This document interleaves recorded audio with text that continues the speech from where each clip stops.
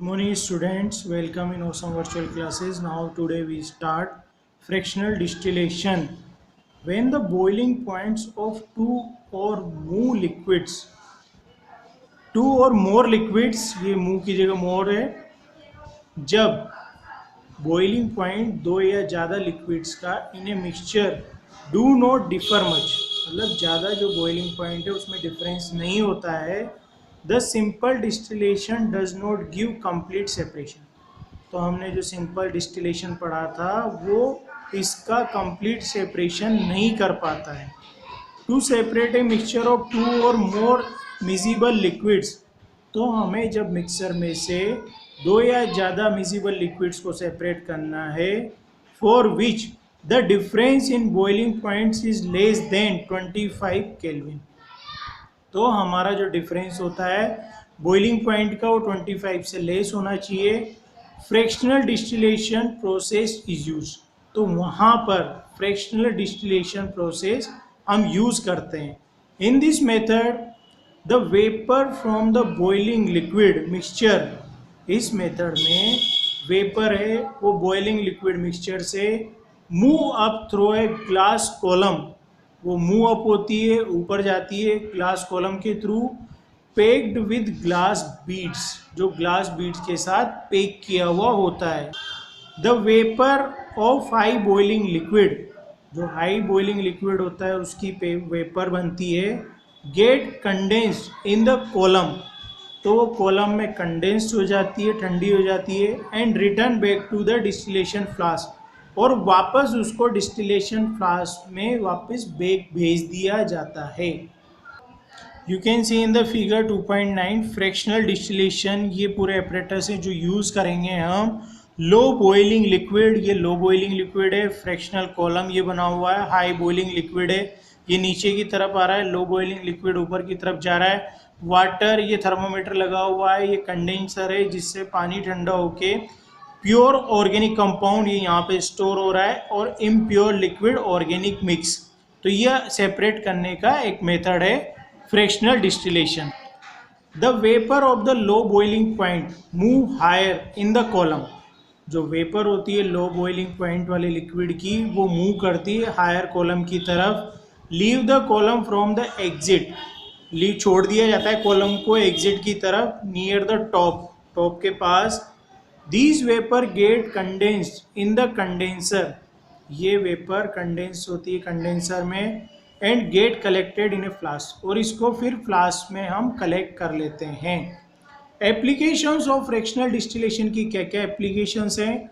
To separate out, first है benzene boiling point 80 degree celsius and toluene boiling point 110 degree Celsius, इनको separate करने के लिए हम फ्रैक्शनल डिस्टिलेशन का यूज़ करते हैं। सेकेंड है propane boiling point 56 degree celsius and methanol boiling point 65 degree celsius from pyroligneous acid obtained by destructive distillation of wood, तो ये डिस्ट्रक्टिव डिस्टिलेशन से इसको अलग अलग किया जाता है क्योंकि इनके बॉइलिंग पॉइंट में बहुत कम डिफरेंस है।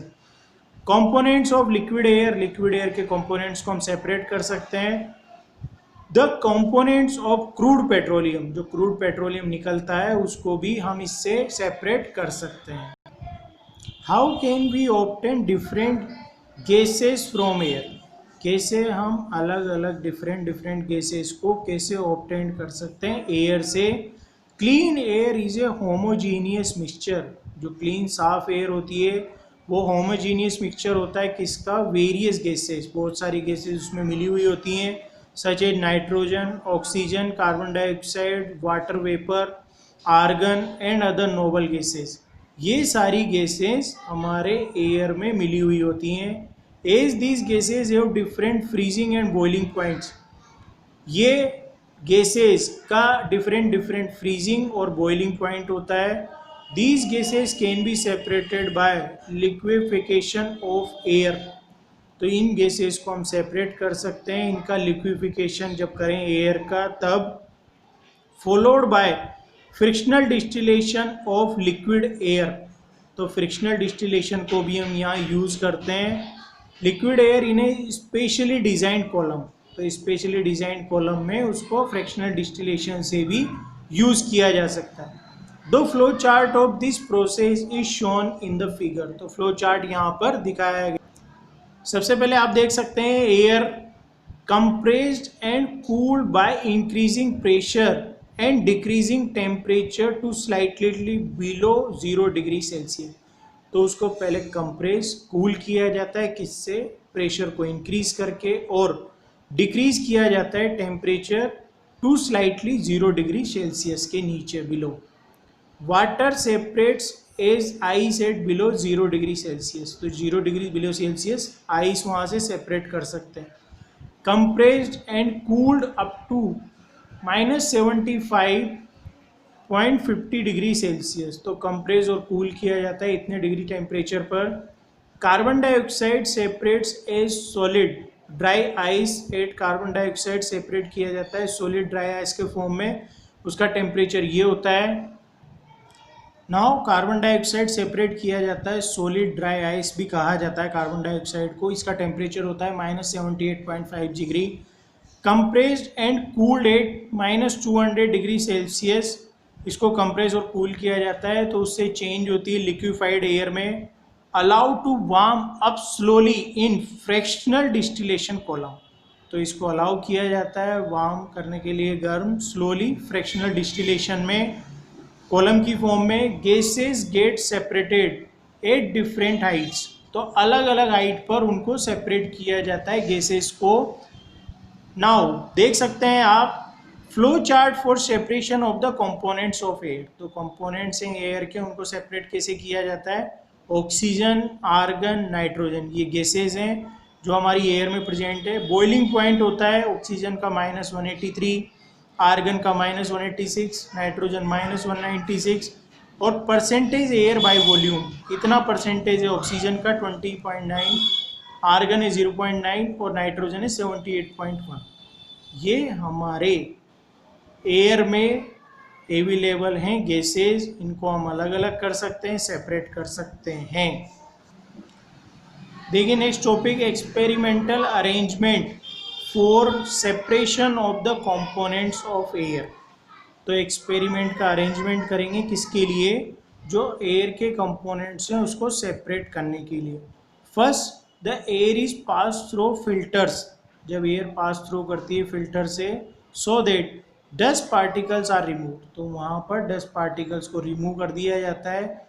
In filter the dust free air is compressed and cooled. तो फिल्टर के अंदर जो डस्ट फ्री एयर है उसको कंप्रेस किया जाता है और कूल्ड किया जाता है below the temperature 0 degree Celsius. तो 0 डिग्री सेल्सियस के टेम्परेचर के बिलो उसको कंप्रेस और कूल किया जाता है। Water separates as ice. तो वाटर आइस के फॉर्म में वहाँ से अलग हो जाता है। ऑन फर्दर कूलिंग, फिर उसको कूल करते हैं up to -70.5 degree Celsius. Carbon dioxide separates as snow. तो कार्बन डाइऑक्साइड भी उसके फॉर्म में सॉलिड ड्राई आइस के फॉर्म में, स्नो के फॉर्म में अलग हो जाता है, सेपरेट हो जाता है। Now air containing nitrogen, oxygen and argon is cooled up to. अब उसमें क्या क्या बचा? अब उसमें एयर में नाइट्रोजन है, ऑक्सीजन है, आर्गन है, उनको फिर कूल किया जाता है -200 degree Celsius. At -200 degree Celsius the gases change into liquid. तो जो गैसेज फॉर्म में था वो चेंज हो जाती है लिक्विड फॉर्म में। The liquid air is distilled. तब लिक्विड एयर को डिस्टिल किया जाता है। Warm from -200 degree Celsius to -196 degree Celsius, so that nitrogen changes into gas leaving behind the liquid oxygen and argon. तो नाइट्रोजन गैस है वो change हो जाती है इनटू गैस में, बिहाइंड पीछे छोड़ देती है ऑक्सीजन और आर्गन को।